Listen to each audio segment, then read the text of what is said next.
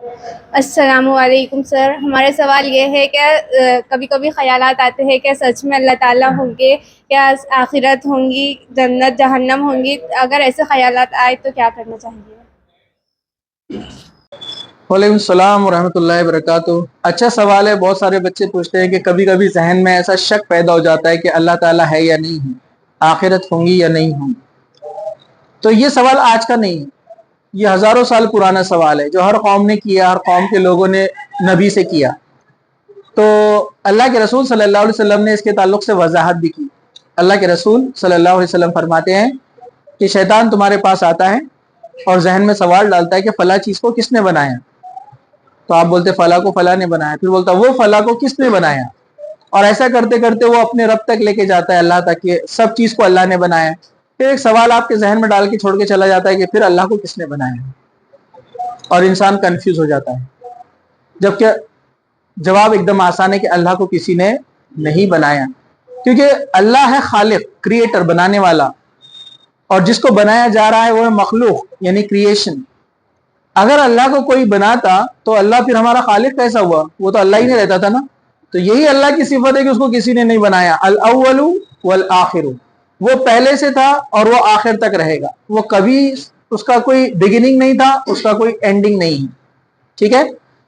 یہی بات بائبل بھی کہتی ہے، تورات بھی کہتی ہے، زبور بھی کہتی ہے، قرآن بھی کہتا ہے، تمام کتابیں یہ بات کہتی ہے کہ وہ شروع سے تھا اور وہ آخر تک رہنے والا ہے، اس کا کوئی بگننگ نہیں ہے، اس کا کوئی اینڈ نہیں ہے۔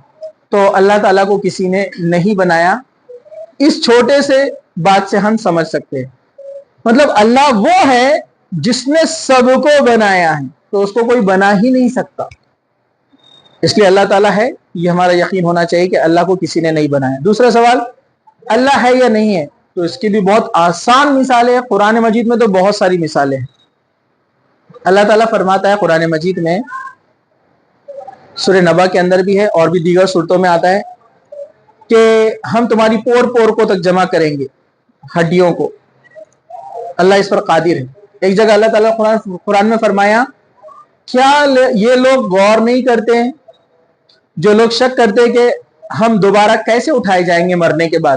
تو اللہ تعالیٰ فرماتا ہے، کیا یہ اپنی پیدائش پر غور نہیں کرتے؟ کیا یہ سوچتے نہیں ہیں کہ کسی کا پہلی بار پیدا کرنا مشکل ہوتا ہے یا دوسری بار پیدا کرنا مشکل ہوتا ہے؟ جیسے دنیا میں پہلی بار جس نے کمپیوٹر کا انوینشن کیا تو ایک بڑی چیز تھی نا، لیکن آج اگر پوری دنیا کے کمپیوٹرز ختم کر دیے جائے اور کہا جائے کہ پھر سے بناؤ، تو بنا سکتے کہ نہیں؟ بنا سکتے نا، ایزیلی، ہر کنسپٹ ہے نا اپنے پاس، بنا سکتے نا۔ تو کوئی بھی چیز کا پہلی بار پیدا کرنا مشکل ہوتا ہے، دوسری بار پیدا کرنا مشکل نہیں ہوتا ہے۔ تو اللہ تعالیٰ نے ہم کو ایک چھوٹے سے قطرے سے، ایک ڈراپ سے بنایا، ایک چھوٹے سے پانی کے قطرے سے ہم کو اللہ تعالیٰ نے بنایا، اور اب تو پوری کی پوری ہڈیاں ہیں۔ تو جو ایک پانی کے قطرے سے ماں کے پیٹ میں اتنے اچھے خوبصورت انسان کو بنا دیتا ہے، پھر وہ دنیا میں آتا ہے اور پھر وہ نشو نما پاتا ہے، گروتھ ہوتی ہے اس کی، پھر وہ مر جاتا ہے، پھر وہ ہڈیاں ہو جاتا ہے۔ تو اللہ کے لیے کیا مشکل ہے؟ جب اس نے آپ کو قطرے سے پیدا کیا تو ہڈیوں سے کیوں نہیں بنا سکتا؟ سمپل سی بات ہے۔ پھر اللہ تعالیٰ قرآن مجید میں بہت سارے سوالات کرتا ہے، کیا تم نے زمین میں غور فکر نہیں کیا کہ بے جان زمین میں سے اللہ تعالیٰ جو ہے ایک جاندار یعنی گھاس پھوس کو اگا دیتا ہے اور وہ لہلہانے لگتی ہے، مطلب بے جان سے جان۔ اس طرح آپ دیکھیں گے اللہ تعالیٰ ایک بے جان میں سے جاندار کو پیدا کرتا ہے، انڈا، ایگ، بے جان ہے، لیکن مرغی اس کے اوپر کچھ دن بیٹھتی ہے اور اس کے بعد کیا ہوتا ہے؟ وہ ہیٹ سے کیا ہوتا ہے؟